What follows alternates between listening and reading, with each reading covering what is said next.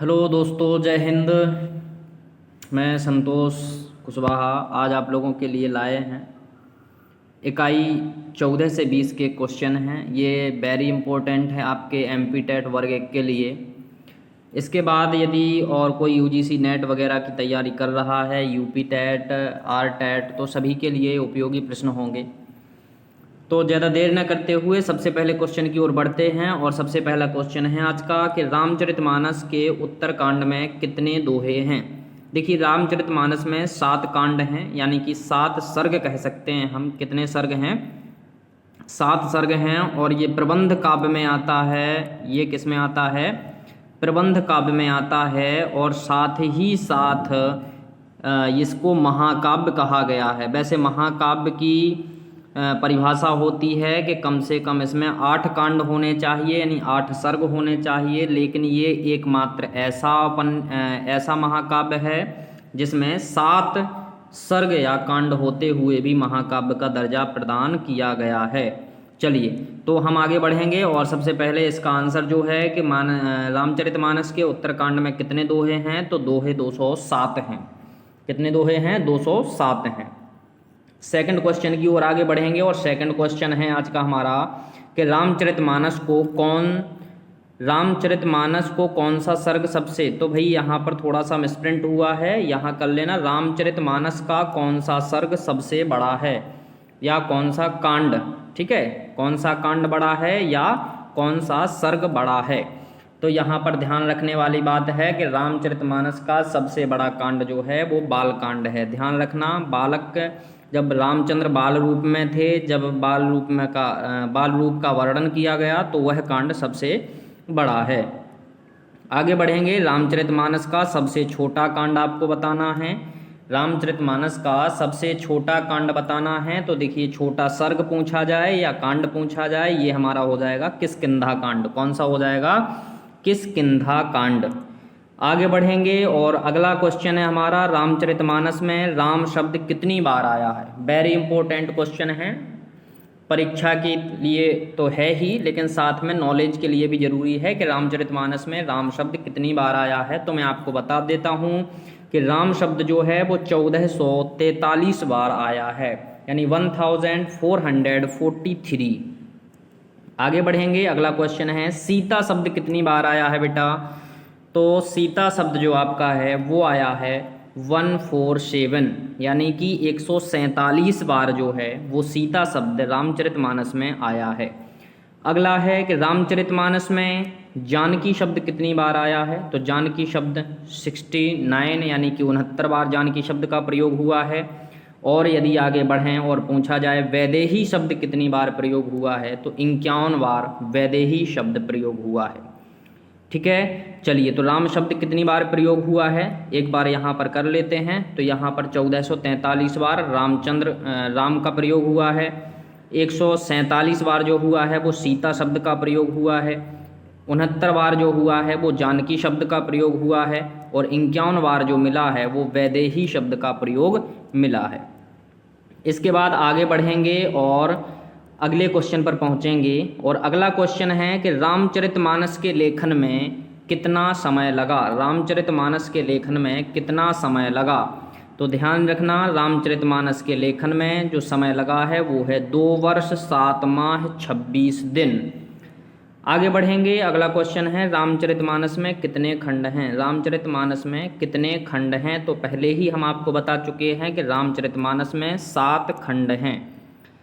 इसके बाद आपके लिए एक विशेष रूप से नोट भी उपलब्ध है कि रामचरितमानस की रचना अवधी भाषा में हुई है। 1631 संवत में चैत्र शुक्ल की नवमी को मंगलवार को हुई थी। ये ध्यान रखना, कितने संयोग, बस इन्होंने कितने अच्छे से सोच करके इन्होंने सोचा कि चैत्र शुक्ल में हम नवमी के दिन, वो भी मंगलवार को, रामचरितमानस पूर्ण हुआ था। आगे बढ़ेंगे। इसके बाद हमारे छोटे मोटे क्वेश्चन कामायनी के हैं, क्योंकि दूसरा टॉपिक जो है वो कामायनी है।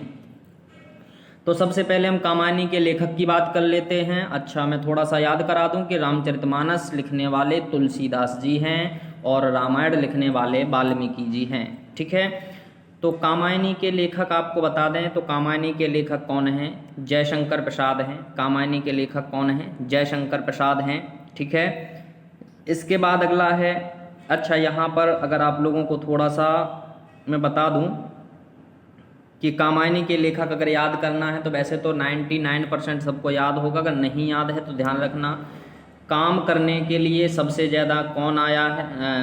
कामायनी मतलब काम किसने नहीं किया है? तो जयशंकर ने, यानी कि शंकर भगवान ने काम नहीं किया है, ये तो अपने बैठे बैठे तपस्या में लगे रहे। अगला है कामायनी पर कौन सा पुरस्कार मिला है? यानी कि कहा गया है कि जयशंकर प्रसाद को कामायनी रचना करने पे कौन सा पुरस्कार मिला था, ये आपको बताना है। तो इनको मिला था मंगला प्रसाद पारितोषिक पुरस्कार। कौन सा मिला था बेटा? मंगला प्रसाद पारितोषिक पुरस्कार कामायनी पर मिला हुआ था। आगे बढ़ेंगे और अगला क्वेश्चन है, कामायनी में सर्ग बताना है कि कामायनी में कितने सर्ग हैं।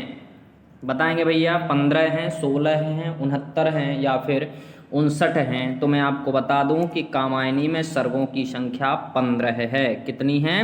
15। इसके बाद अगले क्वेश्चन की ओर हम लोग बढ़ेंगे और अगला क्वेश्चन है आपका, कामायनी में किसकी कथा का वर्णन है? ये बहुत इंपॉर्टेंट क्वेश्चन है आपके लिए कि कामायनी में किसकी कथा का वर्णन है। ये बहुत ज़्यादा पूछे जाते हैं ऐसे क्वेश्चन, है ना, ये बिल्कुल आपका इम्पोर्टेंट, इस पे लगा लेना है। कामायनी में किसकी कथा का वर्णन है? तो ध्यान रखना, कामायनी में मनु की कथा का वर्णन है। किसकी कथा का वर्णन है? मनु की कथा का वर्णन है। ठीक है, डी नंबर आपका क्या हो जाएगा? सही हो जाएगा। अगला है, कामायनी का मुख्य छंद कौन सा है? कामायनी का मुख्य छंद यानी दोहा है, उल्लाला है, शबैया है या तोटक है। तो मैं आपको बता दूं कि कामायनी का जो मुख्य छंद है वो तोटक है। कौन सा छंद है? तोटक छंद है। चलिए आगे बढ़ेंगे। कामायनी का प्रधान रस आपसे पूछा जा सकता है कि कामायनी का कौन सा रस प्रधान है। तो ध्यान रखना, कामायनी में जो हमारा रस प्रधान होगा वो शांत होगा। कौन सा होगा? शांत होगा। भाई सोचिए, मनु की कथा का वर्णन है, वीर रस होगा नहीं, बात समझ में आ रही है? तो क्या होगा? शांत रस होगा। आगे बढ़ेंगे, किसे कामायनी कहा गया है? मनु को, श्रद्धा को, सुंदरी को। ये भी इम्पोर्टेंट क्वेश्चन है आपका। किसे कामायनी कहा गया है? तो कामायनी कहा गया है श्रद्धा को। किसको कहा गया है? कामायनी श्रद्धा को। अब ये क्यों कहा गया है श्रद्धा को कामायनी? क्योंकि ये काम गोत्र में जन्म लिया था इन्होंने। इनकी गोत्र क्या थी? काम गोत्र में जन्म लेने के कारण श्रद्धा को कामायनी कहा गया। ठीक है, बातों पर विशेष ध्यान रखा करो। क्वेश्चन ज्यों के त्यों नहीं पूछे जाते, क्वेश्चनों को आजकल घुमाया जा रहा है। कामायनी का हृदय सर्ग, यानी कि कामायनी का ऐसा कौन सा सर्ग है जिसे हम उसका हृदय कह सकते हैं? तो आपको बताना है कि कामायनी का हृदय सर्ग कौन सा होता है। तो यहाँ लज्जा दिया गया है, चिंता, आशा, काम, ये पूरे के पूरे कामायनी के सर्ग हैं। कामायनी में 15 सर्ग हैं, है ना। चलिए, तो यहाँ पर जो आपका सही आंसर हो जाएगा वो हो जाएगा लज्जा। कौन सा हो जाएगा? लज्जा सही क्वेश्चन आंसर हो जाएगा। अगला है, कामायनी मानव चेतना का महाकाव्य है, ये किसने कहा था? कामायनी मानव चेतना का महाकाव्य है, ये किसने कहा था? ये कथन पूछे जा सकते हैं, ये भी आपके इम्पोर्टेंट रहेंगे। तो ये जो कथन है वो है नगेंद्र का। कामायनी मानव चेतना का महाकाव्य है। किसका महाकाव्य है? मानव चेतना का। तो ये कहा था किसने? नगेंद्र ने। चलिए अगले क्वेश्चन की ओर हम बढ़ेंगे और अगला क्वेश्चन आपका आ गया है कि कामायनी फैंटेसी है, ये किसने कहा? यानी कामायनी को फैंटेसी किसने कहा? तो भाई कामायनी को फैंटेसी तो वही कह सकता है जो आजकल के जीवन में क्या हो? एकदम मुक्त हो। क्या हो? मुक्त हो। यानी कामायनी फैंटेसी है तो ये किसने कहा है? मुक्ति बोध ने कहा है। ध्यान रखना, जो मुक्त है वही किसी चीज़ को फैंटेसी वगैरह कह सकते हैं, है ना। तो हम कहेंगे कामायनी को फैंटेसी किसने कहा? तो मुक्ति बोध ने कहा। अगला क्वेश्चन है आपके सामने, कामायनी एक असफल कृति है, ये किसने कहा? कामायनी एक असफल कृति है, ये किसने कहा था? तो ध्यान रखना, इसमें नगेंद्र, मुक्तिबोध, इंद्रनाथ मदान और नंद दुलारे। तो एक असफल कृति बताया है कामायनी को, तो ये बताया था किसने? इंद्रनाथ मदान ने। किसने बताया था? इंद्रनाथ मदान ने एक असफल कृति बताया था। ठीक है भाई, इंद्र भगवान थे, ये चाहे किसी के बारे में लिखो या आराम से बता सकते हैं। कि कौन सा सफल है कौन सा असफल है। तो इंद्रनाथ मदान ने क्या कहा था, इसको एक असफल कृति कहा था। अगला है कामायनी नए युग का प्रतिनिधि काव्य है, ये किसने कहा, कामायनी नए युग का प्रतिनिधि काव्य है। तो नए युग की बात हो रही है, तो नए युग यानी कि बचपन की बात हो रही है, और बचपन में तो भैया हमको लार दुलार मिलता ही है, सबने देखा है। तो यहाँ पर हमारा सही आंसर हो जाएगा नंद दुलारे, यानी कामायनी नए युग का प्रतिनिधि काव्य है, ये किसने कहा था, नंद दुलारे ने कहा था। आगे बढ़ेंगे, कामायनी ताजमहल के समान हैं, ये बढ़िया उपाधि दी है भाई, कामायनी ताजमहल के समान हैं, तो ये किसने कहा था, ठीक है। तो कामायनी ताजमहल के समान हैं, ये हमें मित्र ने कहा था, किसने कहा था, मित्र ने सलाह दी थी कि बेटा ताजमहल बनाओ। तो यहाँ पर भी क्या हो जाएगा, सुमित्रा नंदन, सु मतलब अच्छा, मित्र मतलब दोस्त, यानी कि जो अच्छा दोस्त होगा वो सलाह देगा कि बेटा ताजमहल बनवाओ बीबी के लिए, है ना। तो कामायनी ताजमहल है, ये किसने कहा था, सुमित्रा नंदन पंत ने कहा था। आगे बढ़ेंगे, कामायनी विश्व साहित्य का 8वां महाकाव्य है, यानी कामायनी को विश्व साहित्य का 8वां महाकाव्य किसने बताया है, 8वां महाकाव्य। तो देखिए आपको बता दें 8वें नंबर पर किसका जन्म हुआ था, कृष्ण भगवान का जन्म हुआ था। और कृष्ण भगवान को हम और दूसरे किस नाम से जानते हैं, श्याम नाम से भी जानते हैं। तो यहाँ पर भाई 8वें से ध्यान रखना, 8वें कृष्ण, और कामायनी को 8वां महाकाव्य कहने वाले श्याम नारायण जी हैं, ठीक है। आशा करते हैं याद हो रहा होगा, तो सेशन को लाइक जरूर करिएगा। कामायनी समाज शास्त्र की ट्रीटाइज है, कामायनी समाज शास्त्र की क्या है, ट्रीटाइज है। तो ये आपको सीखना पड़ेगा। ट्रीटाइज भी किसने कहा था, नगेंद्र ने कहा था। अब हम आपको ये भी बता देते हैं कि नगेंद्र में एक शब्द लगा है नाग, कौन सा है, नाग। आपको अच्छे से दिख रहा होगा, थोड़ा सा इनको हमें महसूस करना है ना। तो ये लिखा है ट्रीटाइज। तो गांव में देखा होगा आपने, एक टीटरी नाम की एक चिड़िया होती है जिसको हम टिटड़ी बोलते हैं, क्या बोलते हैं, टीटरी बोल देते हैं। आ रही है बात समझ में। तो जो टीटरी होती है, तो वो जब सर्प वगैरह कहीं पर निकलते हैं, जब कहीं पर नाग निकलते हैं, तो ये लोग क्या करते हैं, बोलने लगते हैं, है ना। तो समाज शास्त्र यानी समाज में पता चल जाता है कि भैया यहाँ पर सांप हैं, और लोग डंडा लेकर के पहुँच जाते हैं। तो कामायनी समाज शास्त्र की ट्रीटाइज है, ये किसने कहा था, नगेंद्र ने कहा था। अगले क्वेश्चन की ओर बढ़ेंगे हम, और अगला क्वेश्चन है आपका, कामायनी आधुनिक समीक्षा और रचनाकार दोनों के लिए परीक्षा स्थल है। परीक्षा स्थल बताना है भैया, दोनों के लिए परीक्षा स्थल है, ये किसने कहा था, कामायनी आधुनिक समीक्षा और रचनाकार दोनों के लिए परीक्षा स्थल है। तो देखिए आप लोगों को बता दें कि हम लोग क्या देखते हैं, सिलेबस देखते हैं। कोई भी परीक्षा होती है तो क्या देखते हैं, सिलेबस देखते हैं। सिलेबस की मीनिंग थोड़ी सी गलत हो सकती है, इस बात का थोड़ा सा ध्यान रखना, ठीक है। तो हम किसी का भी पहले क्या देखते हैं, सिलेबस देखते हैं, यानी कि उसका स्वरूप देखते हैं कि पेपर आएगा कैसे। तो यहाँ पर हमारा क्या हो जाएगा, राम स्वरूप हमारा सही आंसर हो जाएगा, ठीक है। चलिए आगे बढ़ेंगे, कामायनी की भाषा कैसी है। तो कामायनी की भाषा का ध्यान रखना, कामायनी की जो भाषा है वो साहित्यिक खड़ी बोली है। कामायनी की जो भाषा है वो कैसी है, साहित्यिक खड़ी बोली है। आगे बढ़ेंगे, कामायनी है, कामायनी क्या है, तो कामायनी कहानी है, खंड काव्य है, महाकाव्य है, नाटक है। तो भैया इनमें सर्गों की संख्या जब कामायनी 15 हो गई है तो ये हमारा क्या हो जाएगा, महाकाव्य हो जाएगा। चलिए आगे बढ़ेंगे, और हमसे यहाँ पर पूछा गया है कि कामायनी का प्रकाशन वर्ष बताना है। कामायनी का प्रकाशन वर्ष आपको बताना है। तो कामायनी का प्रकाशन वर्ष 1936 था। मैं डायरेक्ट आपको बता देता हूँ, कामायनी का प्रकाशन वर्ष क्या था, 1936 में इसका प्रकाशन हुआ था। चलिए आगे बढ़ेंगे, गोदान। अब देखिए गोदान से क्वेश्चन आ चुके हैं, और गोदान एक बहुत बढ़िया महाकाव्य रहा है प्रेमचंद्र जी का। गोदान उपन्यास है, सॉरी महाकाव्य नहीं है, है ना, ये क्या है, उपन्यास है, इस बात का ध्यान रखना, ठीक है।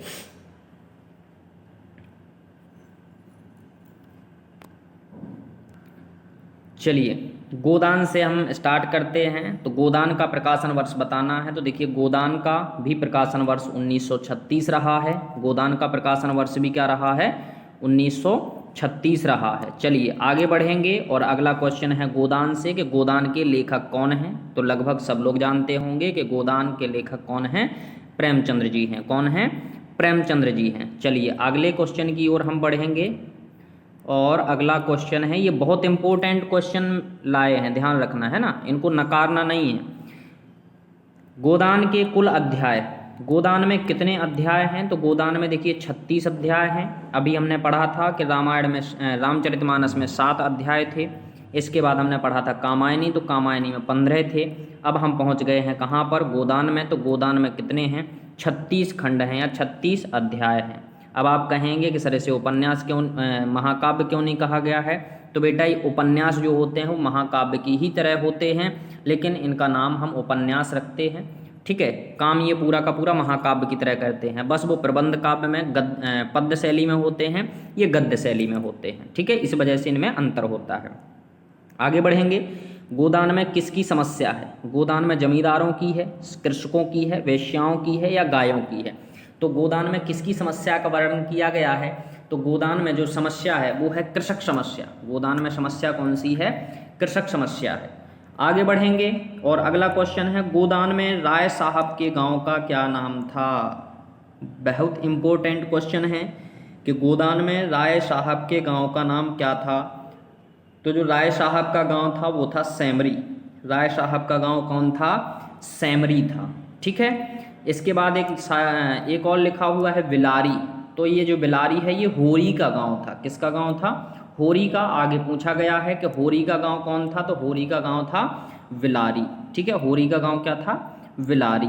आगे बढ़ेंगे। गोदान उपन्यास में देवी रूप में किसे प्रस्तुत किया गया है? गोदान उपन्यास में देवी रूप में किसे प्रस्तुत किया गया है? तो देवी रूप में किया गया था भाई मालती को। किसको प्रस्तुत किया गया था? मालती को देवी का रूप दिया गया था, यानी देवी के स्वरूप में इनको प्रस्तुत किया गया था। चलिए आगे बढ़ेंगे। गोदान में ग्रामीण पात्र कौन कौन से हैं? तो ग्रामीण पात्र में इसमें से जो हैं, अच्छा अब ग्रामीण पात्र में आपको सिखा देता हूँ गोदान के, अभी फिलहाल में तुरंत याद हो जाएंगे। तो देखो गोदान में क्या होता है, ग्रामीण पात्रों के नाम सोचो। पहले के जो नाम हुआ करते थे, किसी का नाम लटोरे तो किसी का नाम खचोरे, तो यहाँ पर एक नाम मिल रहा है नौखेराम। क्या मिल रहा है? नौखेराम। बाकी के शब्द कैसे हैं? बढ़िया हैं। अमरपाल, ओमकारनाथ, मिर्जा खुर्शीद, है ना। तो ये हमारे शहरी पात्र हैं। ये कौन है?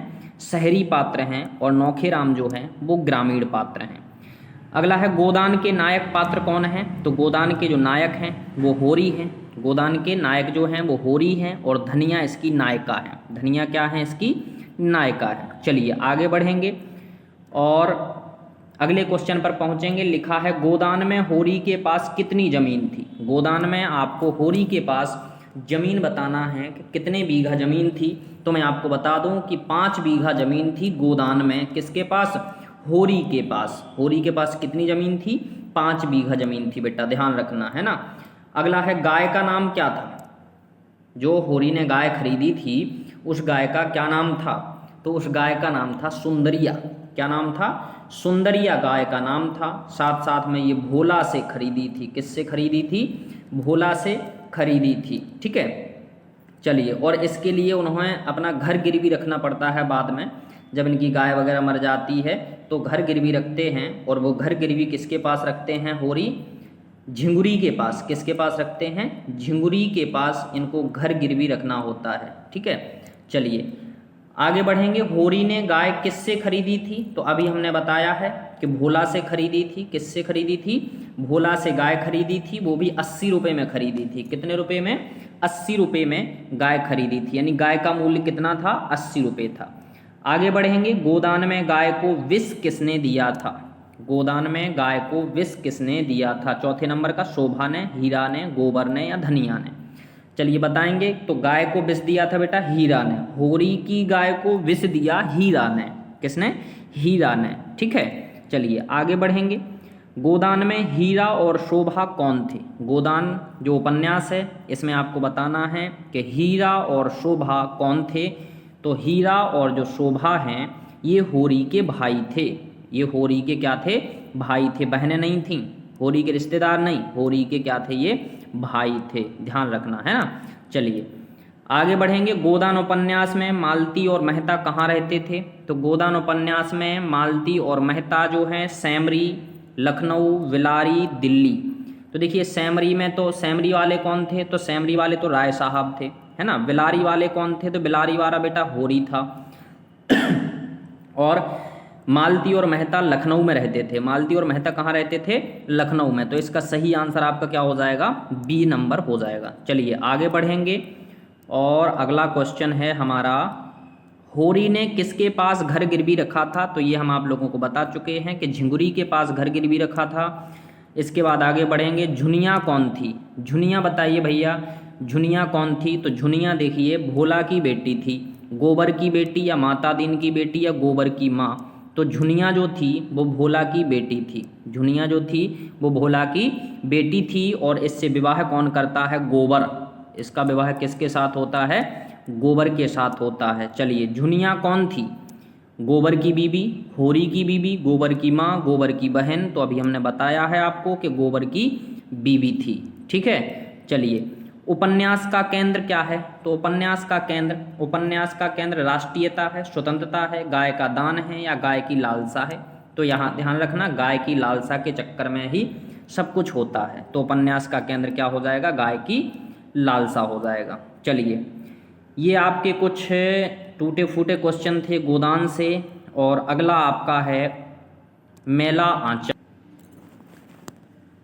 चलिए भाई अगला जो आपका प्रश्न है वो मेला आंचल से है। और मेला आंचल एक उपन्यास है। और अगर आपसे पूछा जाए कैसा उपन्यास है, तो ये आंचलिक उपन्यास है ना, आंचलिक प्रधान है, आंचल प्रधान है ये उपन्यास। और इसका लेखन 1954 में फणीश्वर नाथ रेणु के द्वारा किया गया था। किसके द्वारा, फणीश्वर नाथ रेणु के द्वारा किया गया था। कभी कभी आपसे क्वेश्चन पूछ लेता है कि रेणु किसका उपनाम है या किसकी उपाधि है, तो रेणु हम फणीश्वर नाथ को कहते हैं, ठीक है। चलिए तो सबसे पहले क्वेश्चन की ओर बढ़ते हैं। और पहला क्वेश्चन है कि उपन्यास की कथा वस्तु कैसी है। तो अभी हमने आपको बताया है कि उपन्यास की कथा वस्तु जो है वो आंचल प्रधान है। कौन सी है, आंचल प्रधान है। पात्र प्रधान मत लगा देना, ठीक है, क्योंकि ये आंचल प्रधान है। पात्र प्रधान इसलिए नहीं है क्योंकि भैया इसमें पात्र कोई प्रधान नहीं है, बहुत सारे इतने पात्र हैं कि भैया उपन्यास के जितने पात्र हैं उसमें एक जिला बन जाएगा, ठीक है। मैंने तो पूरा पढ़ा भी नहीं है, बहुत ऊब रहे थे इसको पढ़ने में, ठीक है। चलिए आगे बढ़ेंगे। इसमें फूल भी है, धूल भी है, गुलाब भी है, कीचड़ भी है, चंदन भी है, सुंदरता भी है, ऐसा कथन किसने कहा है या किसके द्वारा कहा गया है। तो मैं इसको थोड़ा सा भाई आपको ऑप्शन दिखा देता हूँ। इसमें फूल भी है, धूल भी है, गुलाब भी है, कीचड़ भी है, चंदन भी है और सुंदरता भी है। ये किसके द्वारा कहा गया है, तो ध्यान रखना ये भाई उन्हीं के द्वारा कहा गया है जिन्होंने इसको लिखा है, यानी फणीश्वर नाथ रेणु के द्वारा कहा गया है कि हमारे द्वारा लिखा जो उपन्यास है इसमें फूल भी है, धूल भी है, ठीक है। कालीचरण किस पार्टी के सदस्य थे। अब इसी मेला आंचल उपन्यास में पूछा जा रहा है कि जो कालीचरण थे वो किस पार्टी के सदस्य थे। तो ये जो कालीचरण थे ये कौन सी पार्टी के सदस्य थे, तो ये सोशलिस्ट पार्टी उस समय चलती थी उसके सदस्य थे। कौन से, कालीचरण, ठीक है। चलिए अगला क्वेश्चन है, मेला आंचल में राजपूत टोली का मुखिया कौन था। मेला आंचल उपन्यास में आपसे राजपूत टोली को पूछा जा रहा है कि राजपूत टोली का मुखिया कौन था। हमने आपको ये देखिए इसकी डिटेल पहले ही बता दी, 1954 में इसका प्रकाशन हुआ था, ठीक है, तो ये ध्यान रखना है ना। चलिए मेला आंचल में राजपूत टोली का मुखिया कौन था, तो यहाँ पर जो राजपूत टोली का मुखिया था वो था राम कृपाल सिंह। कौन था, राम कृपाल सिंह मुखिया था, ठीक है, राजपूत टोली का। अगला कथन है, 5 रुपया को बजाकर देखा जाता है और आदमी को एक ही बोली में पहचाना जाता है। रुपया को बजाकर देखा जाता है और आदमी को एक ही बोली में पहचाना जाता है। ये कथन किसने कहा था, ये कथन किसने कहा था। तो देखिए अब ये तो एक उपदेश टाइप में हो गया, तो ये सब उपदेश वगैरह तो भाई महंत लोग देते हैं, है ना, क्या देते हैं, महंत लोग देते हैं, ठीक है। चलिए तो यहाँ पर महंत सेवादास हो जाएगा। आगे बढ़ेंगे और अगले क्वेश्चन की ओर बढ़ेंगे। और अगला क्वेश्चन है हमारा कि मेला आंचल के लिए रेणु जी को कौन सा अवार्ड मिला है। रेणु जी के लिए रेणु जी को मेला आंचल के लिए कौन सा अवार्ड मिला है, तो पद्मश्री से इनको सम्मानित किया गया था। किसके लिए, मेला आंचल के लिए, ठीक है। चलिए आगे बढ़ेंगे। अब लोगों को चाहिए कि अपनी टोपी पर लिखवा लें भूमिहार, राजपूत, कायस्थ, कोरी, चमार, ये सब किस पे लिखा लें? टोपी पे। अब उस समय क्या था कि भाई सब बहुत ज़्यादा जातिवाद था, है ना, तो उन्होंने कहा था कि अब लोगों को चाहिए कि अपनी अपनी टोपी पे लिखवा लें कि हम भूमिहार हैं, हम जमींदार हैं, हम राजपूत हैं, हम कायस्थ हैं। तो ये कथन किसने कहा था? ये कथन किसने कहा था? तो ये कथन कहा था बावन दास ने। किसने कहा था? बावन दास ने। ठीक है, ध्यान रखना, गिनती इसमें बताई गई है, इसमें भूमिहार, राजपूत, कायस्थ, इसमें मतलब जातियां बताई गई हैं, तो बावन दास लिख लेना, है ना, कि भाई किसने कहा था? ये बावन दास ने। अगला है, जाति बहुत बड़ी चीज है, जाति के बात ऐसी है, सभी बड़े बड़े लीडर अपनी अपनी, ऐसा कुछ कथन था कि जाति बड़ी चीज है। अब इतने से समझ लेना कि जाति बहुत बड़ी चीज है, जाति के बात ऐसी है, जाति की बात ऐसी है कि सभी बड़े बड़े लीडर अपनी अपनी जाति के लिए, मतलब है ना, मर जाते हैं या अपनी अपनी जाति के लिए मरते हैं। तो यहाँ पर आठवां जो है आपका, ये कौन था? भाई बहुत बड़ी चीज़ है तो बड़े बड़े लीडर हैं, तो ये क्या करते हैं? अपने बल से अपनी जाति का प्रचार प्रसार करते हैं, है ना, यानी कि यहाँ पर क्या हो जाएगा? बालदेव। क्या हो जाएगा? बालदेव। आठवां का क्वेश्चन था बालदेव। अगला है, वह संतोष कितना महान है जिसके सहारे यावर जी रहा है। वह संतोष कितना महान है जिसके सहारे यावर जी रहा है। ये कथन किसका था? तो ये कथन था डॉक्टर प्रशांत का। किसका था? डॉक्टर प्रशांत का। अब आप कैसे सीखेंगे? तो देखिए, एक डॉक्टर ही थे, उसमें एक ही डॉक्टर थे, डॉक्टर प्रशांत थे, और यहाँ पर जीने की बात की जा रही है कि वह संतोष कितना महान है। कहते हैं ना कि अगर हम खुश रहें तो हम हमेशा स्वस्थ रहेंगे, है ना, तो ऐसे उपदेश कौन देता है? ऐसे उपदेश डॉक्टर वगैरह देते हैं। तो यहाँ पर डॉक्टर प्रशांत आपका सही आंसर हो जाएगा। अगला है, गांव में चील का गुड़ेगा। गांव में चील का गुड़ेगा, कोई नहीं आपको दिखाई देगा, ऐसी एक बात कही गई थी, ऐसा एक कथन कहा गया था। तो ये कथन किसने कहा था? तो ये कहा था ज्योतकी काका ने। किसने कहा था? ज्योतकी काका ने। अब ध्यान रखना, बिल्कुल एकदम एकदम आभास करते चलो, है ना, कि हमारे काका लोग ही होते हैं जो ऐसे बोलते हैं। अरे अगर हम नहीं करेंगे ना तो यहाँ पर कुछ नहीं होगा, सब धरा का धरा रह जाएगा, है ना। तो गांव में चील का गुड़ेगा, ये किसने कहा था? ज्योतकी बाबा ने कहा था। चलिए, भाई आदमी को एक रंग में रहना चाहिए। भाई आदमी को एक रंग में रहना चाहिए, ये कथन किसने कहा था? तो ये कथन कहा था वासुदेव भगवान ने, है ना, भगवान तो नहीं थे, ठीक है, तो यहाँ पर मैंने बोल दिया है। तो ये कहा था किसने? वासुदेव ने, है ना। चलिए आगे बढ़ेंगे।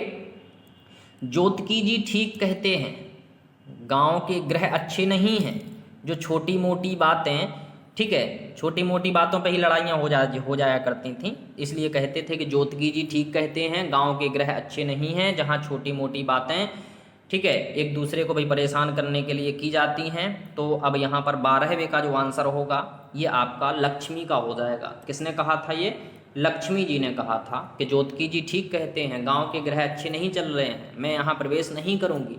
भाई कहा जाता है ना कि जहाँ छोटी छोटी बातों को लेकर झगड़ा होता हो, जिस ग्रह में सुख शांति ना हो, वहाँ पर लक्ष्मी का वास नहीं होता, ठीक है, तो वही ग्रह अच्छे नहीं चल रहे हैं। अच्छा, ग्रह कब अच्छे माने जाते हैं? जब हमारा कोई नुकसान ना हो, हमारे घर में सुख संपत्ति हो, धन हो, ठीक है, दौलत हो, तो ये लक्ष्मी जी कह रहे हैं, ठीक है। चलिए अगला है, साहब मैं बाहरी आदमी नहीं, इसी जिले का हूँ। तो इसी जिले का हूँ, ये कथन किसने कहा था? साहब मैं बाहरी आदमी नहीं, इसी जिले का हूँ। इस कथन को कहने वाले थे दरोगा साहब। कौन थे भैया? दरोगा साहब ने ये कथन कहा था। चलिए अगला है, मौसी जो पार्वती की माँ थी, जो पार्वती की माँ थी, मैला चलो हेलो, कुछ तकनीकी खराबी के कारण वीडियो बीच में ही स्किप हो गई थी। चलिए हम आगे बढ़ते हैं। हमारा क्वेश्चन चल रहा था कि मौसी जो पार्वती की माँ थी, गणेश की नानी को लाठी से कौन मारता है ना। मौसी गणेश की नानी को लाठी से कौन मारता है? मौसी गणेश की नानी को लाठी से कौन मारता है? तो यहाँ पर जो हमारा 14वें का आंसर हो जाएगा वो हो जाएगा हीरू। कौन मारता है? हीरू। तो भाई लाठी से कौन मारेगा? जो हीरो होगा। सबसे बढ़िया यहाँ पर आपको सीख लेना, ठीक है। गणेश की नानी को लाठी से कौन मार देता है? गणेश की नानी को लाठी से कौन मार देता है? तो हीरू मार देता है ना। चलिए आगे बढ़ेंगे और अगले क्वेश्चन की ओर चलेंगे। हर गौरी पर कौन तीर चलाता है? एक हर गौरी भी उसमें पात्र होता है, तो हर गौरी पर कौन तीर चलाता है? तो हर गौरी पर तीर चलाने वाले जगारी होते हैं। कौन होते हैं? जगारी। हर गौरी पर तीर कौन चलाता है? तो एक जगारी नाम का भी उसमें पात्र होता है, वो हर गौरी पर तीर चला देता है। आगे बढ़ेंगे, अगला क्वेश्चन है, अनाज की ऊंची दर में किसको फायदा होता है? देखिए, अनाज बेचा जाता है, वही है, पूरा का पूरा आंचलिक उपन्यास है, एक क्षेत्र की बात की गई है ना। आंचल का मतलब ही होता है एक क्षेत्र की बात की गई है पूरी की पूरी। तो अनाज की ऊंची दर में कौन या किसको फायदा होता है? तो ये सभी को फायदा होता है ना, इनमें से सभी को, भाई सबको फायदा होगा। अनाज की ऊंची दर मिलेगी, तहसीलदार को भी होगा, सिंध जी को भी होगा, खिलावन जी को होगा, मतलब सबको फायदा होता है। चलिए आगे बढ़ेंगे। सोशलिस्ट पार्टी के पत्रिका लाल पताका के संपादक कौन थे? सोशलिस्ट पार्टी में एक पत्रिका लाल पताका पत्रिका निकाली जाती थी लाल पताका के नाम से, उसके संपादक का आपको नाम बताना है। तो यहाँ पर हो जाएगा चिंगारी। ठीक है, लाल पताका है ना, लाल झंडी, लाल झंडी कौन निकालेगा? चिंगारी निकालेगी, बात खत्म, याद हो जाएगा। चलिए आगे बढ़ेंगे। मेरीगंज गांव का मुख्य पैदावार क्या नहीं था? तो भाई उस समय तो गेहूं वगैरह मुख्य पैदावार नहीं हुआ करती थी लोगों की। ठीक है, ध्यान रखना। अगला है, मेला आंचल में डॉक्टर प्रशांत को किसने गिरफ्तार करवाया था? मेला आंचल में एक डॉक्टर थे प्रशांत, अभी हमने बताया था, उनको किसने गिरफ्तार करवाया था? तो यहाँ पर उनको गिरफ्तार कराने वाले छुट्टन बाबू थे। कौन थे? छुट्टन बाबू। गुंडई टाइप में इनका रुआब था छुट्टन बाबू का। ठीक है, तो छुट्टन बाबू ने गिरफ्तार करवाया था। आगे बढ़ेंगे, अगला है, ममता ने कमला के पुत्र को क्या नाम दिया था? ममता ने कमला के पुत्र को क्या नाम दिया था? तो ममता ने कमला का जो पुत्र था उसको नाम दिया था कुमार नीलोत्पल। क्या नाम दिया था? कुमार नीलोत्पल। ममता ने कमला के पुत्र, अब ध्यान रखो कमला का पुत्र है तो नीलोत्पल कर दिया। उत्पल मतलब भी तो कमल होता है भैया, उत्पल मतलब भी तो क्या होता है? कमल होता है। ठीक है, तो कमला का कमल हो जाएगा, वो भी कौन सा? नीलोत्पल, यानी नीला कमल। ठीक है, आगे बढ़ेंगे, अगले क्वेश्चन की ओर हम चलते हैं। और अगला क्वेश्चन है, रामदास किससे दासन रखने की अनुमति मांगता है? रामदास दासन रखना चाहता था लेकिन उसे अनुमति जरूरी थी। अब किससे अनुमति लेना चाह रहा था वो? तो यहाँ पर ध्यान रखें, लक्ष्मी, एक लक्ष्मी पात्र था, उससे वह अनुमति मांग रहे थे कि हम दासन रखें या ना रखें। ठीक है, चलिए आगे बढ़ेंगे। और अगला क्वेश्चन है, मठ का पुराना नौकरान है, भूख से मरेंगे। मठ का पुराना नौकरान है नहीं होगा, यहाँ हूँ होगा। मठ का पुराना नौकरान हूँ, भूख से मरेंगे, डॉट डॉट, कथन किसका है? 22वें का आंसर आपको बताना है, तो 22वें का आंसर हो जाएगा यहाँ पर बी नंबर। ये रामदास का कथन है। किसका कथन है? रामदास का कथन है, ध्यान रखना। चलिए अगला है, सकलदीप को कलकत्ता से कौन लाया? सकलदीप भी एक पात्र थे, बहुत पात्र भैया मेला आंचल के, अगर आप पात्र सीखना चाहें तो बहुत टाइम लग जाएगा। लेकिन सकलदीप को कलकत्ता से ससुर साहब लेकर के आए थे उनके। कौन लेकर आए थे? ससुर साहब लेकर के आए थे। अगला है, होटल में बर्तन कौन मांजता था? तो होटल में जो बर्तन मांजने वाला था वो सकलदीप ही थे। ठीक है, कौन थे? सकलदीप ही थे। ये सकलदीप कलकत्ता में जाकर के एक होटल में काम करने लगे, और वह काम कौन था इनका? बर्तन मांजने का। तो सकलदीप को उनके ससुर वापस लेकर के आए थे। अगला है, जुलूस में रथी को किसने कंधा नहीं दिया? जुलूस में किस रथी को किसने कंधा नहीं दिया? तो ये भाई कंधा ना देने वाले जो थे वो थे हमारे खिलावन। कौन थे? खिलावन। ठीक है, इन्होंने कंधा नहीं दिया था। ठीक है, रथी का एक जुलूस चल रहा था, जुलूस था, रथी को कंधा देने के लिए लोग चाहिए होते हैं, तो बालदेव ने, सुमृत ने, सकलदीप ने कंधा दिया था, लेकिन खिलावन ने कंधा नहीं दिया था। आगे बढ़ेंगे, विलेकपी क्या था? विलेकपी कुत्ता था, बैल था, बिल्ली, या फिर डॉक्टर का सांप था? सांप बोल सकते हैं। तो बताइए जल्दी से फटाफट, विलेकपी क्या था? तो विलेकपी भैया एक कुत्ता था। विलेकपी क्या था? एक कुत्ता था, उसका नाम रखा गया था विलेकपी। चलिए आगे बढ़ेंगे। और अगला क्वेश्चन है, अभी यही चल रहा है, मेला आंचल ही चल रहा है। घर घराना सहित कांग्रेसी हो गए थे, यानी पूरा का पूरा घरबार उनका कांग्रेसी हो गया था। ऐसा कौन सा परिवार था जिनका पूरा घर घराना क्या हो गया था? कांग्रेसी हो गया था, यानी कांग्रेसवादी हो गया था। तो यहाँ 27 का आपका छुट्टन बाबू का हो जाएगा। भैया कांग्रेस की सरकार चलती थी, ठीक है ना, तो गुंडागिर्दी करना था तो ये कांग्रेसी हो गए थे छुट्टन बाबू, ठीक है। और छुट्टन बाबू ने ही क्या करवाया था, छुट्टन बाबू ने ही क्या करवाया था, छुट्टन बाबू ने ही डॉक्टर जी को क्या करवाया था, गिरफ्तार करवाया था, ठीक है। अगला है स्प्रिंग खां क्या करता था। एक पात्र और था जिसका नाम था स्प्रिंग खां, ठीक है ना। इंस्प्रिंग खां क्या करता था, ठीक है। तो यहाँ पर स्प्रिंग खां जो है वो गाड़ी हाँकने का काम करता था। क्या हाँकने का काम करता था, गाड़ी हाँकने का काम करता था। अगला क्या है, नागर क्या है, नागर क्या है, भारत पाकिस्तान की सीमा रेखा है, बारहमासी नदी है, आंचलिक उपन्यास में ही पूछा गया है, यानी कि मैला आंचल उपन्यास में ही पूछा गया है कि नागर उसमें क्या था।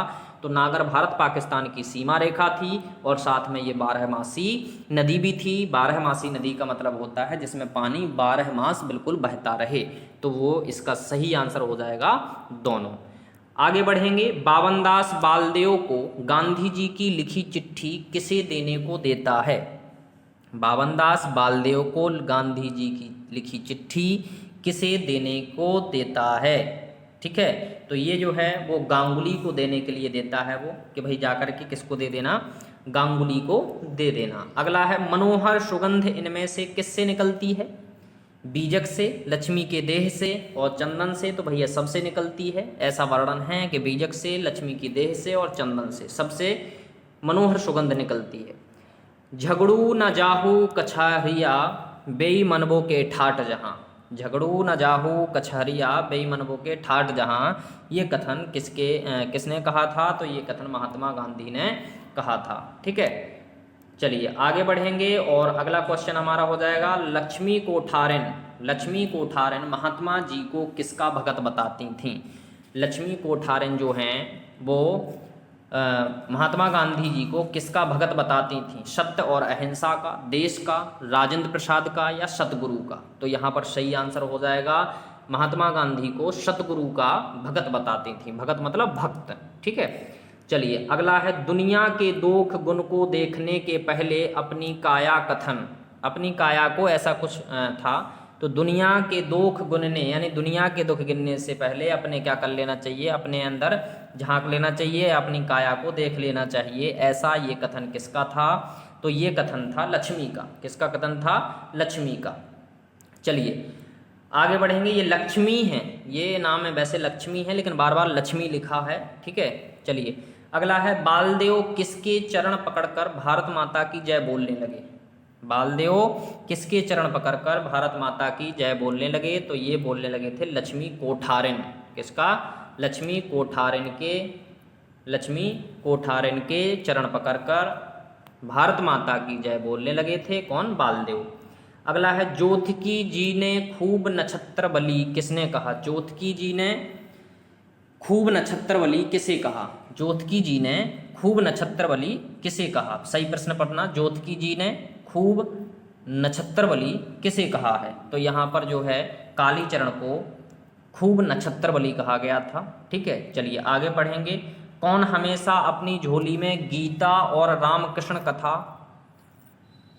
अपने साथ में रखता था, है ना, अब रामकृष्ण कथामृत साथ रखता था। कौन हमेशा अपनी झोली में गीता और रामकृष्ण कथामृत साथ में रखता था, तो ये रखते थे ममता। कौन रखती थी, ममता जी रखती थी। चलिए आगे बढ़ेंगे, किसके ऊपर घटनाओं का तीव्र प्रतिक्रिया होती है, किसके ऊपर घटनाओं की तीव्र प्रतिक्रिया होती है, तो किसके ऊपर भैया घटनाओं की तीव्र प्रतिक्रिया होती है, तो ये होती है कमली के ऊपर, है ना, ये कमली कमली हो जाती हैं एकदम से, है ना, तो ध्यान रखना तीव्र प्रतिक्रिया किसके ऊपर होती है, कमली के ऊपर। चलिए एक और क्वेश्चन अभी आपका रह गया है, उपन्यास के अनुसार गौरा का अर्थ क्या है, ये आपका आज का लास्ट क्वेश्चन है। उपन्यास के अनुसार गौरा का अर्थ क्या है, तो गौरा का जो अर्थ है वो है यहाँ पर शंकर भगवान। क्या है, शंकर, ठीक है।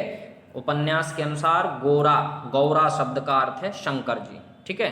चलिए पार्वती मत समझ लेना, क्या है, गौरा का अर्थ शंकर जी है। आज का सेशन अगर थोड़ा भी आपको अच्छा लगा हो तो please like, subscribe and share ज़रूर करिए। तथा कमेंट करके हमें ज़रूर बताया करें कि किस टॉपिक पर आपको वीडियो चाहिए, जिससे हम उस टॉपिक पर आपको वीडियो दे सकें। ठीक है, चलिए आज के लिए धन्यवाद।